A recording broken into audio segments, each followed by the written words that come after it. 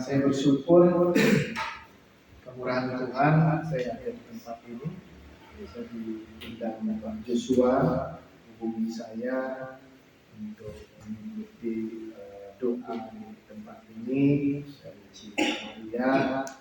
Jadi saya semangat kalau ada persekutuan doa. Jadi dari persatukan Tuhan tubuh Kristus. Jadi luar biasa saya bisa berada di sini, saya bersuka cita. Dan untuk rasa syukur saya banyak sih yang disaksikan kemurahan Tuhan, kebaikan Tuhan sangat luar biasa. Ya mungkin saya singkat untuk perjalanan saya, mungkin saya bertobat tahun 2014. Pertobatan saya, semenjak pertobatan saya di situ dimulai memikul salib, penderitaan bersama Kristus, dari mulai keluarga di dalam, istri semua, ya artinya meninggalkan saya, di luar juga menghina, dan memang waktu itu saya nggak punya pekerjaan, saya lagi jatuh, tapi saya waktu itu harus lapar. Kata Tuhan, saya bergaul rutin siang malam karena memang nganggur, jadi memuji menyembah baca firman, walaupun waktu itu nggak punya gitar apapun, punya mulut saja, lagu pun hanya itu saja yang saya hafal. Tapi luar biasa, saya kalau jam 12 lewat itu, walaupun saya tidur jam 10, jam 12 lewat pasti yang bangunin saya cuci mobil, mulai pujian, baca firman, kadang sampai jam 7 pagi, sampai jam 7 pas waktu anak saya berangkat sekolah. Tapi ada sukacita yang luar biasa, padahal istri saya tidak ada meninggalkan, saya pun tidak punya pekerjaan, hidup di pinggir kali. Anak saya masih kecil, yang paling besar SMP, yang paling kecil itu masih belum tamat sekolah. Dan anak saya sekolahnya di Mardiluan, di MY bayaran, karena di negeri nggak kuat, mereka dibully, jadi pindah ke MY. Ya secara manusia mungkin, wah itu hal yang mustahil. Ini bagaimana saya bisa hidup, tapi Tuhan menyertai, memelihara. Tapi dari perjalanan itu saya ketika ketemu teman siapapun, harus lapar memberitakan Injil. Tapi karena waktu itu saya belum dilatih secara misi, saya nggak ngerti apa-apa, jadi langsung saja memberitakan Yesus. Terus ya banyak juga yang berdebat, ya, yang menghujat, tapi ada puji Tuhan yang bertobat. Jadi waktu itu mungkin saya nggak punya, ketika keluar tuh nggak punya sepeser pun, nggak pegang uang seperak. Tapi ada semangat dari dalam roh saya menuntun, jadi saya harus memberitakan.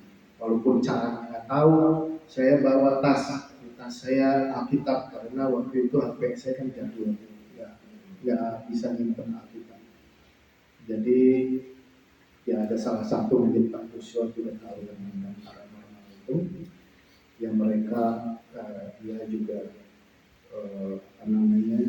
praktek, tapi saya selalu datang untuk menginjili, walaupun pertanyaan-pertanyaannya sulit juga. Di saya itu ada 20 sifat Allah, satu tidak mati sedetik pun, sedangkan Isa mati. Terus dua tidak dilahirkan, Isa dilahirkan. Jadi banyak, tapi nggak tahu itu Tuhan berhikmat, saya bisa menjawab semua pertanyaan itu. Lama-kelamaan saya bilang, yuk kan paranormal, coba yuk sembahyang biasa aja sholat, tidak perlu tahajud, biasa. Tapi minta Allah mana yang harus disembah. Saya bilang begitu, akhirnya mereka menurut ini menurut, mereka lakukan itu, tapi diberi mimpi. Mimpinya jika kamu menyembuhkan orang harus dalam nama Isa. Nama. Mimpi pertama dia bilang hidup. Mimpi kedua tentang Yesus lagi. Mimpi ketiga baru. Bahwa mimpi ketiganya itu ada jalan ke atas gunung tapi lebar, pinggirnya air jernih. Tapi ada jalan ke rumahnya. Oh ini tahu, ini rumah saya. Oh ini nggak tahu, ada orang di situ. Dia tanya, ini jalan ke Yesus. Di situ baru. Dia ke saya percaya. Yesus itu adalah Allah. Tapi bagaimana istri saya, anak saya, keluarga saya, tetangga saya, bagaimana saya sendiri? Saya bilang mau ikut yang banyak tapi coba, atau ikut sedikit. Tapi kamu bisa menyelamatkan. Dia mau janji iman, percaya dan bertobat. Dan waktu itu keluarganya kan, ya ini kan memusuhi ketika tahu, tapi dia doakan, saya suruh doakan, deklarasikan, akhirnya puji Tuhan sekarang istri anaknya sudah bertobat, walaupun ada yang sebagian belum. Nah dari situ saya belum tahu bahwa itu perintah di Matius 28, karena di gereja mereka nggak pernah beritakan untuk ayat itu Matius 28 yang pergilah jadikan semua bangsa murid, baptis dalam nama Bapa, Putra dan Roh Kudus, ajarlah kamu pelajari dan senantiasa kuatkan menyertai sampai kesudahan. Itu tidak pernah saya dengar. Setelah saya belajar misi, baru saya tahu ini perintah, tapi semangat lagi. Dan waktu itu saya dilatih di misi, jadi maksud Tuhan pernah berkati. Tuhan memberi hikmat, tapi melalui orang-orang misi, sehingga dari situ saya menjangkau memberikan. Terus saja sampai di rumah, saya pun mengajar yang setelah percaya perjalanan demi perjalanan, tapi istri saya menggugat cerai, istri saya memusuhi, semua meninggalkan saya, tapi saya berdoa pada Tuhan. Biar Tuhan, orang-orang yang Kukasih meninggalkan saya, Tuhan tidak meninggalkan saya. Sampai saya menangis, tapi Tuhan pulihkan. Dan saya pun mendoakan, deklarasikan istri saya, itu seperti satu siang malam saya deklarasikan bahwa istri saya sudah bertobat. Dan istri saya sudah kembali dengan saya, walaupun kenyataannya waktu itu belum. Tapi waktu Tuhan nyatakan, itu saya memberi diri, percaya, dan baru baptis tahun 2023, awal 2023 kemarin, 2023, dan kami diteguhkan. Sebelumnya kami secara Muslim. Sampai saat ini saya melayani dengan istri. Jadi tiap hari Jumat ada komunitas, mereka ada 2 keluarga sedang dimuridkan, kita sudah belajar Injil. Jadi banyak sekali yang Tuhan buat, luar biasa pemeliharaan Tuhan bawa saya step by step, kemenangan demi kemenangan Tuhan berikan kepada kami. Dan mungkin ketika saya dipersatukan, baru dipersatukan oleh hamba Tuhan, kamu sudah dipersatukan ya, cari keluar dari rumah, karena mereka dengan keluarga cari kontrakan.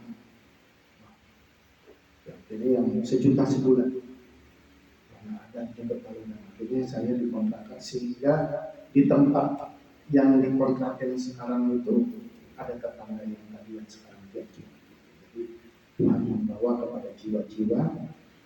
Dan mungkin Mei ini habis, ya kita masih minta Tuhan apakah masih di situ atau akan Tuhan bawa ke tempat yang lain.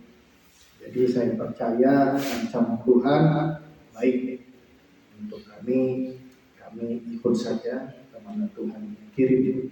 Jadi untuk saat ini kami ada komunitas doa juga, doa misi namanya, ya tiap hari Senin yang sudah percaya, sudah dewasa rohani, untuk jiwa-jiwa dan untuk yang kami layani, untuk daerah-daerah wilayah supaya dibukakan Tuhan.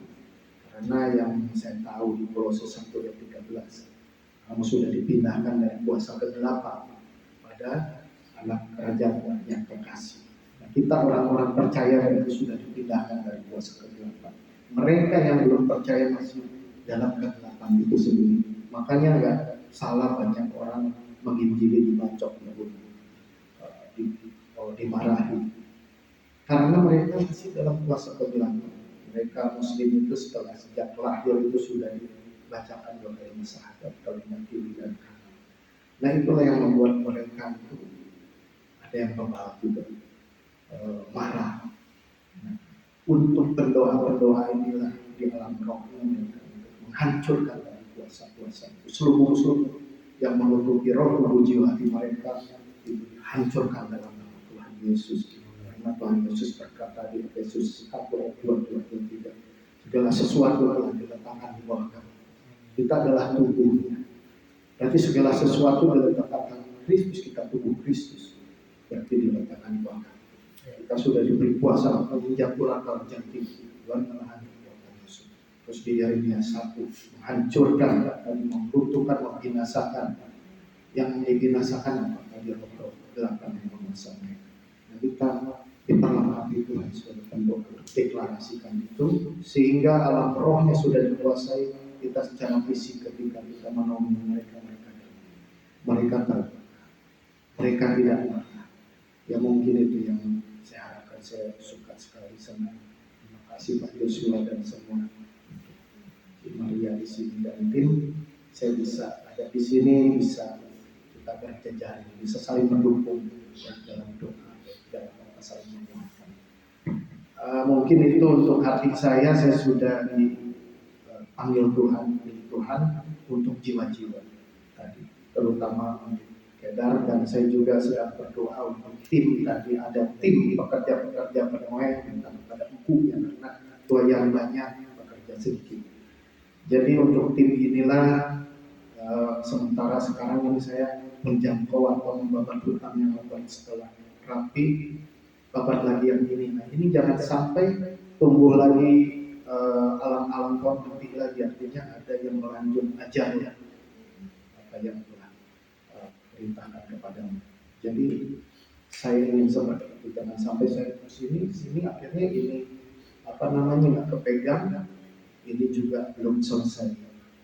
Jadi itu yang sedang saya kumpulkan sekarang untuk tim, kemudian punya hati, visi Tuhan, punya hati Tuhan untuk jiwa. Yang mungkin sementara ini ada suami istri yang tim di saya, tapi dia memuridkannya kepada orang yang percaya tadi, yang sudah percaya, mereka terhilang di gereja atau mereka gerejawi tadi, agamawi, hanya ke gereja seminggu sekali. Nah, suami istri ini yang mendewasakan rohani. Tapi yang saya inginkan juga yang dari Kedar tadi yang belum bertobat, mereka supaya membina, supaya mereka tidak kembali ke yang asal, maka bertumbuh dan menjadi berkat, memuridkan lagi, dan maksudnya murid yang memuridkan. Setelah mereka dimuridkan, mereka pun menjangkau memuridkan lagi yang diinginkan Tuhan seperti itu. Bukan setelah dimuridkan mereka duduk diam di gereja, tidak menjangkau lagi. Jadi mungkin hanya sekilas, singkat saja, tidak banyak yang Tuhan buat. Ya terima kasih, saya bersyukur bisa berkenalan. Shalom Bapak Ibu. Shalom. Saya bersyukur saya malam ini bisa ketemu Bapak Ibu. Udah ketemu Ibu Maria itu udah 30 tahun baru ketemu lagi sih. Bukan kalau Tuhan yang bukan nunjukin ya siapa lagi. Berarti kan Tuhan Yesus baik. Tuhan itu baik. Saya juga bersyukur sama pendoa-pendoa ini Pak, itu penginjil nih. Sekolah penginjilan. Ke rumah saya tiba-tiba udah gitu, saya tuh sering berantem sama suami. Tuhan, ada apa ini rumah saya bilang itu ada perpecahan ya, kata Tuhan teh suruh berdoa, kamu harus doa. Saya sering kayak dikirim gitu, kayak bom gitu di atap rumah. Aku bilang kayak gini, aduh Tuhan, saya orang Kristen di sini sendiri ya, itu banyak kan Muslim. Aku bilang, Tuhan, aku harus pindah kemana? Saya sering berantem sama suami. Terus aku bilang sama siapa kalau bukan Tuhan ya? Aku doa, Tuhan kirim pendoa, terus suami saya udah sekarang udah sadar. Maksudnya puji Tuhan, aduh tadinya berantem ini. Aku bilang minta doainnya anak-anak dulu, Tuhan baik kirim, terus puji Tuhan sekarang udah berubah. Tuhan memang baik dan dahsyat, dalam waktu 3 bulan itu berubah. Tadinya rumah saya itu kayak kapal pecah, kayak perang. Terus aku bilang gini, aduh Tuhan, anak Tuhan malu-malu ini seberang rumah, kita berantem mulu, orang Kristen berantem lagi. Aku bilang doa Tuhan, tutup bungkus rumah kamu sampai rumah saya dikelilingi itu gambar Tuhan Yesus, semua pintu aku uragin. Tuhan baik. Gak apa-apa rumahnya roboh tapi orangnya selamat di dalam. Ada yang menyantet saya, tapi tidak mempan. Itu dahsyat itu kuasa Tuhan. Itu yang artis yang Stefan itu ya, Stefan Agnesia, Steffi itu. Setelah itu saya sebenarnya orang-orang itu menyantet orang-orang Kristen itu sebenarnya semua di mana-mana udah bikin dukun. Saya mau di YouTube nggak tahu apa yang mereka ngomong ini ada yang bilangin gitu, terus aku bilang aduh Tuhan tutup bungkus rumah kami. Tiap kirim pendoa itu kan suka mobilnya, rumah aku juga mogok mobil, entar akinya mogok, tapi aduh Tuhan baik, anak aku tuh mogok mah mobil tiba-tiba. Terus aku bilang enggak, doa dalam nama Yesus kami tutup bungkus, motor mogok, aduh kata aku tuh gimana nih Tuhan, dapat Tuhan tapi Tuhan baik. Orang-orang heran melihat di rumah saya itu ada apa ya, ada mujizat. Tuhan Yesus dahsyat. Orangnya nggak ada yang luka, nggak ada yang apa, biarpun motornya mogok, tapi orangnya selamat. Anak aku tuh pulang malam jam 12 tapi selamat, puji Tuhan. Ya, sering ada yang kirim-kirim gitu, aku mah tenang aja, doa Tuhan tutup bungkus rumah saya baca Mazmur tiap hari, Mazmur 91 kan, untuk dalam perlindungan Tuhan itu setiap hari. Terus Efesus 6, Injil datang, kamu baca ya? Iya, aku baca Efesus 6 kan, akhirnya hendaklah kamu kuat di dalam Tuhan. Tuhan itu memberi kekuatan kepada saya. Saya dibilang orang stres, tapi Tuhan itu dahsyat. Saya dikasih mujizat. Tiap saya doa itu terjadi mujizat, penyembuhan terjadi, sembuh. Suami saya itu udah mau mati berapa kali tapi hidup lagi, itu dahsyat Tuhan. Aku bilang itu orang tetangga heran, ini si Aki udah mau mati, malah tetangga saya mati yang seger, kan aneh. Suami saya mah dikasih udah loyo-loyo sehat lagi itu mujizat. Juga kalau marahin saya dia bilang gini, aduh maafin ya, maafin.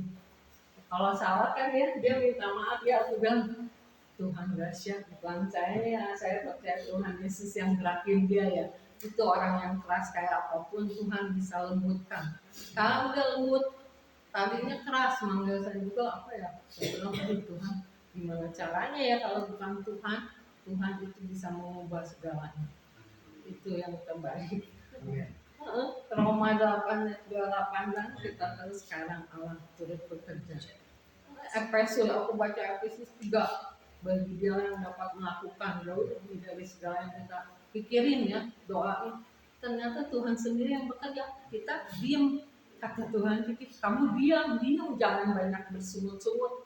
Kamu diam, akhirnya Tuhan yang bekerja.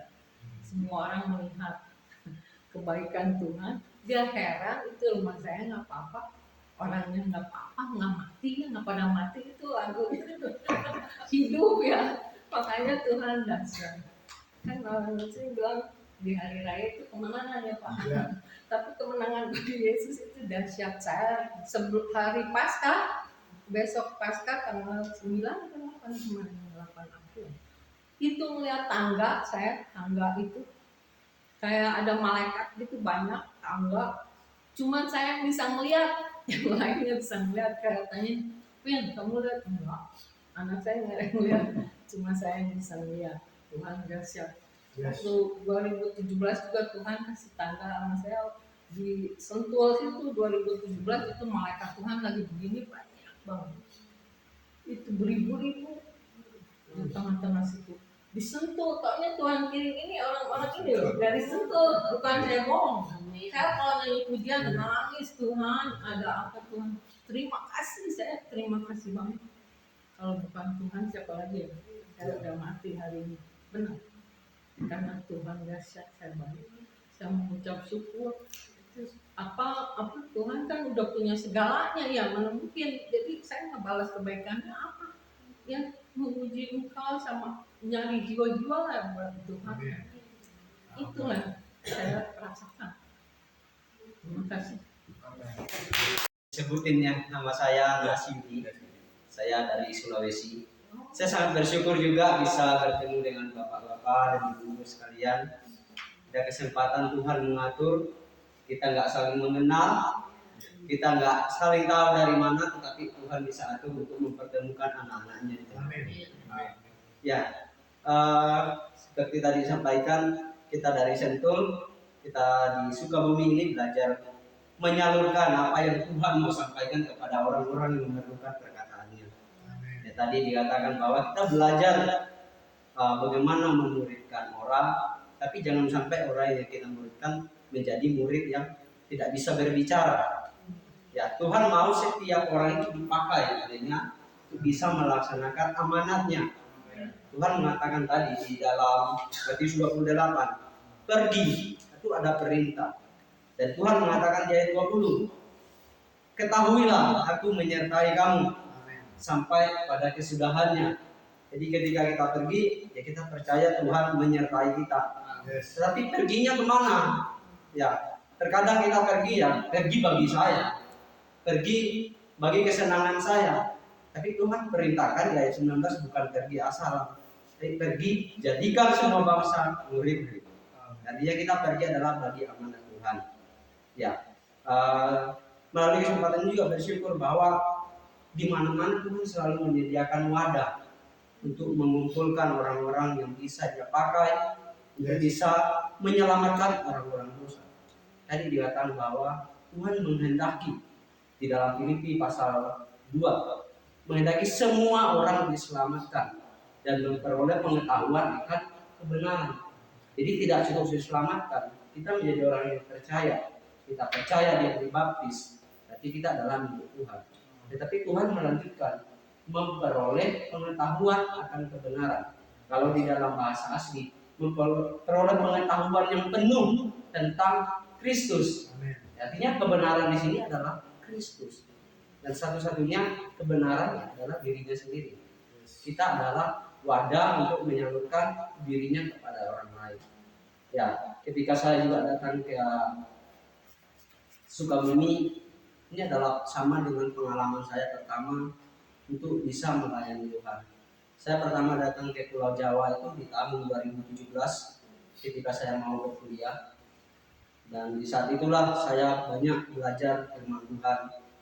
Tuhan mau berbicara seperti apa, Tuhan mau marahi saya seperti apa, itulah yang seharusnya menjadi tujuan hidup saya. Ketika saya melihat perkumpulan seperti ini, ya datang ke sini juga, oh Tuhan, di sini ada orang yang mau dikau pakai, di sini ada orang-orang yang damba. Saya tidak sendiri, saya tidak hanya bersama dengan tim saya, tapi saya juga ada bertemu dengan banyak orang dan malam ini juga melihat Tuhan di sini ada kesaksianmu. Jadi Tuhan ketika ada kesaksian Tuhan ada mau perbesaran, yaitu mendapatkan lebih banyak orang untuk datang kepadanya. Ya, saya sangat bersyukur Tuhan memberi kesempatan untuk melayani di Sukabumi. Ya, kalau saya nggak datang ke Sukabumi, saya juga nggak bertemu dengan bapak-bapak dan ibu sekalian. Ya, 1 bulan kemarin saya dikirim ke Medan untuk melayani di sana selama 1 bulan. Saya bertemu dengan berbagai jenis orang yang percaya Tuhan, orang yang membenci Tuhan, orang yang setengah mengasihi Tuhan, orang yang tidak mau mengasihi Tuhan, dan orang yang tidak mau mengenal Tuhan. Banyak jenis orang yang saya temui. Tapi satu hal yang saya bawa ketika saya pergi, Tuhan mengatakan di dalam Kolose, dia mengatakan apapun juga yang kamu perbuat, perbuatlah dengan segenap hatimu seperti Tuhan. Bukan untuk manusia. Mereka mau bilang apa, mereka mau ngatain apa, itu bukan untuk mereka, tapi untuk Tuhan. Saya memberitakan Injil, saya mendoakan orang adalah untuk Tuhan, bukan supaya saya dikenal orang pendoa, bukan saya supaya dikenal orang sebagai pemberita Injil, tetapi adalah untuk kemuliaan Tuhan. Ya, saya juga ketika melaksanakan amanat yang Tuhan perintahkan di Kota Medan, saya melihat bahwa Tuhan, kalau bukan karena Engkau, saya nggak mungkin sampai di Sumatera. Saya dari Sulawesi ke Sumatera, saya belum pernah ke Sumatera. Bahkan ke Jawa pun pertama kali saya juga nggak tahu ngapain saya di sini. Apakah saya cuma untuk pendidikan? Saya bisa di Sulawesi. Melalui doa saya mencari Tuhan mau memperlengkapi saya. Tadi dikatakan bahwa wayang sudah memulai wayang sudah memuni, tapi pekerjaannya kurang. Lalu siapa yang akan pergi panen atau menyabit atau menuai wayang itu? Di situ saya berdoa, oh Tuhan, ternyata Tuhan panggil saya untuk pekerjaan ini. Tuhan panggil saya adalah bagi kepentingan Tuhan. Dan Tuhan mengatakan bahwa situasi apapun yang dia lakukan, saya harus percaya bahwa itu adalah pengaturannya. Tadi disampaikan di dalam Roma pasal 8 bahwa segala situasi itu Tuhan itu turut bekerja. Tanpa Tuhan turut bekerja, kita tidak bisa ngapa-ngapain. Ya mungkin kita bisa melakukannya, tetapi bagi diri kita, bukan untuk Tuhan. Dan kalau untuk Tuhan, ya Tuhan pasti memberkati. Ya, kiranya juga kesempatan ini kita mengambil satu kesempatan juga untuk membawa diri kita lebih banyak lagi dipakai oleh Tuhan.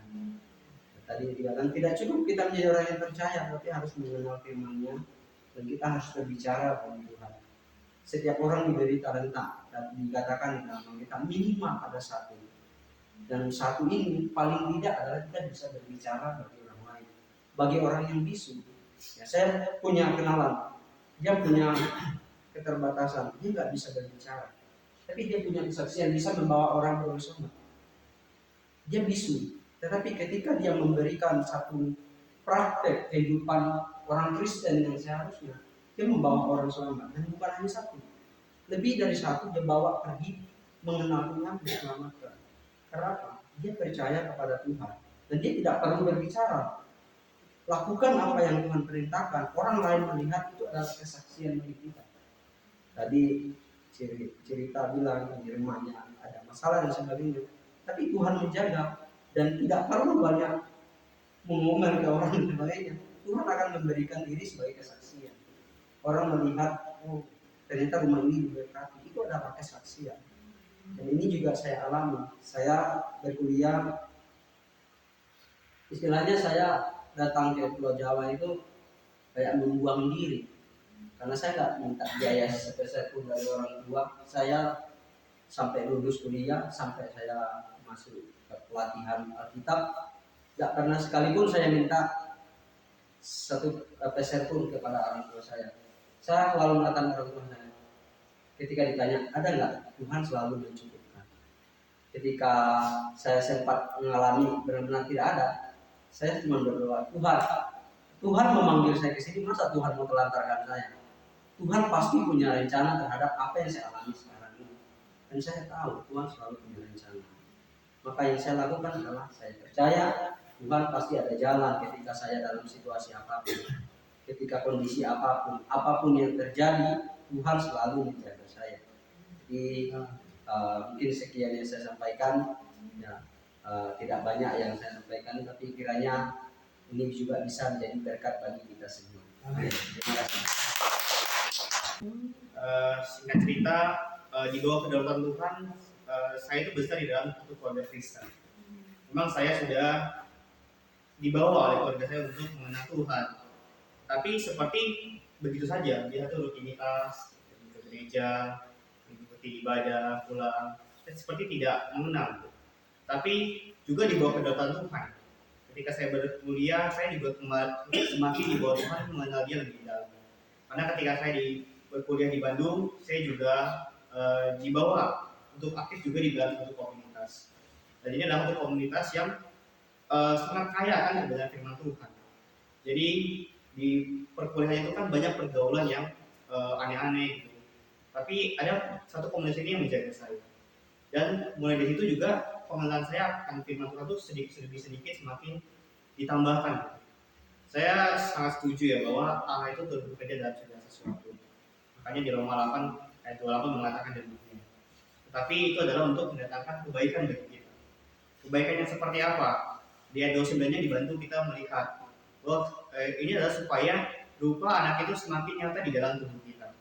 Artinya hari ini Tuhan mengatur segala situasi sebenarnya supaya di dalam setiap kita itu bisa ada kesaksian yang menampilkan Tuhan. Nah, inilah yang sebenarnya sedang kita kerjakan. Ketika kita menjadi di Roma pasal 9 ya, kita adalah satu bejana. Bejana ini adalah untuk diisi sesuatu. Tapi manusia ini seharusnya diisi apa? Manusia bisa diisi oleh kekayaan. Manusia bisa diisi oleh pendidikan. Manusia mungkin bisa diisi oleh hiburan-hiburan. Tetapi kalau hanya demikian, pasti tidak akan puas lagi. Tapi puji Tuhan ya, manusia itu adalah untuk diisi oleh Tuhan. Ketika kita membaca firman Tuhan, ketika kita datang pada firman Tuhan, Tuhan itu bisa mengisi kita lebih dalam, membawa kita kepada satu pertumbuhan iman. Nah, di dalam pengalaman saya juga sebenarnya karena saya masih muda ya, mungkin pengalaman saya tidak aneh-aneh gimana ya, mungkin tidak juga sebanyak bapak ibu yang lain. Tapi saya bisa bersaksi bahwa apapun yang saya alami itu sebenarnya membawa saya bisa mengenal Tuhan. Karena banyak rekan-rekan saya, teman-teman saya di sekolah, waktu sekolah itu seperti kita di dalam satu lingkungan yang baik. Tapi ketika sudah mulai berkuliah, mulai bekerja, mereka sudah hilang gitu. Saya merasa ketika saya melihat kondisi yang demikian, saya sangat bersyukur bahwa hati saya itu adalah hati yang Tuhan lembutkan. Karena hati saya itu seperti dibawa untuk mengasihi Tuhan gitu. Sama seperti Tuhan itu bisa membuat hati Firaun itu keras kan, untuk menahan bangsa Israel keluar. Jadi Tuhan juga berdalam untuk menentukan hati kita. Saya merasa bahwa hati saya dilembutkan Tuhan juga adalah karena dari Tuhan. Seperti tadi Cita juga bilang bahwa hanya Tuhan lah yang bisa mengubah seseorang. Kita mungkin hanya bisa menjadi bejana-bejana yang menyalurkan firman Tuhan. Tapi ketika kita menyalurkan firman Tuhan itu sendiri sebenarnya yang mengubah orang. Jadi ketika saya belajar melayani juga, saya lalu sebenarnya saya melanjutkan pelatihan kita juga. Saya belajar khususnya di dalam Sukabumi ini, Tuhan juga kembali mempertemukan dengan Fauzi gitu, dengan Ciani. Ternyata Fauzi dan Ciani juga ternyata mempunyai banyak sekali kenalan, dan melalui mereka kita juga bisa belajar melayani. Ternyata Tuhan juga menempatkan, ternyata pasti ada tujuan. Sampai saya ditempatkan juga untuk main di Sukabumi, saya bertemu dengan Fauzi, bisa bertemu dengan banyak orang, bahkan sampai malam ini juga bertemu di sini. Ini semua adalah karena kedaulatan Tuhan. Di sini yang mau saya sharingkan adalah kita perlu percaya bahwa Tuhan itu pasti bisa menentukan segala sesuatu itu berdasarkan pilihan yang terbaik dari Tuhan. Kita mungkin belum bisa melihat, Tuhan kenapa gini ya, kenapa gitu ya. Tapi di dalam iman kita tahu bahwa itu adalah untuk mendatangkan kebaikan. Supaya kita semua bisa sama-sama belajar, sama-sama bertumbuh di dalam iman.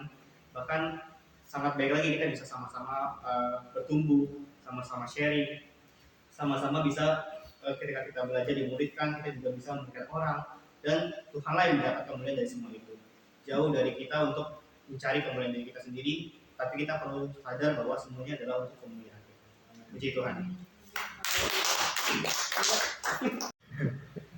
Ya, shalom. Sangat sukacita bisa berkumpul. Saya ingin memperkenalkan diri lagi. Nama saya Samuel. Saya juga lahir dari keluarga Kristen. Tapi waktu lahir dari keluarga Kristen itu belum bisa berdoa. Waktu kecil. Nah, saya ingin sharing bahwa keselamatan Tuhan itu nyata. Sejak saya beroleh selamat, percaya Tuhan, dan memberi diri dibaptis, perlahan-lahan Tuhan mengubah hidup saya. Saya mulai kok bisa berdoa. Saya mulai kok ada kedambaan untuk membaca firman. Karena sebelumnya saya disuruh baca firman nggak mau. Dan mulai ada kedambaan untuk bersaksi bagi Tuhan. Sehingga hari ini bisa bertemu di sini karena amanat bahwa pergilah juga untuk bisa memberitakan Injil. Saya saat ini sedang mau mulai sekolah juga, sudah lulus dari S1. Nah, sekarang sedang sekolah Alkitab. Awal persembahan diri saya untuk sekolah Alkitab juga sangat sulit ya, karena jarang untuk meninggalkan keluarga. Saya dari kota Makassar sebelumnya.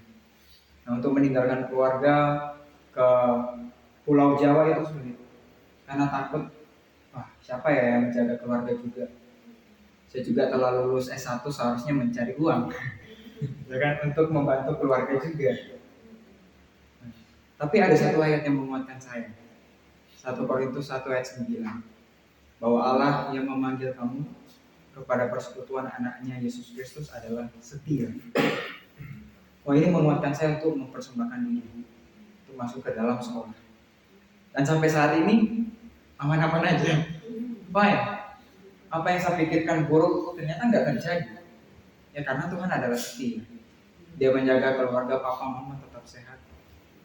Ya, saya juga hari ini belum bekerja tapi cukup tercukupi, bahkan di kota Sukabumi juga, sering sekali disuruh makan ya. Sering disuruh makan, saya bangun sampai cukup. Inilah kasih Tuhan menjaga. Nah, maksud saya di sini memberitakan bahwa Allah kita setia.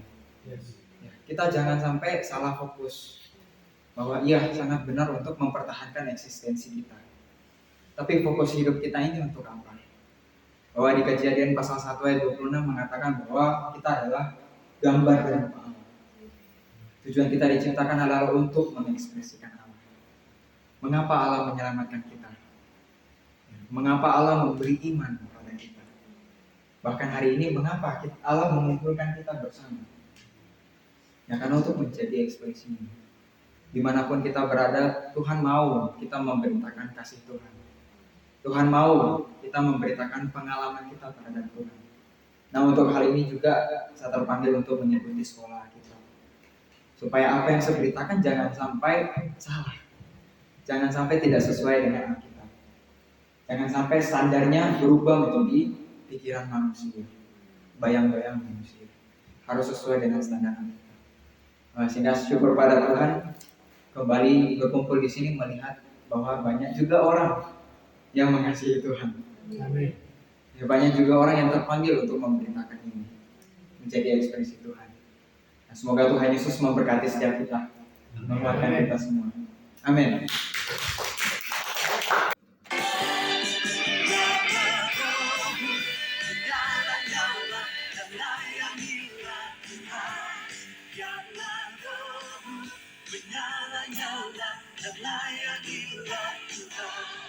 Karena rohmu menyala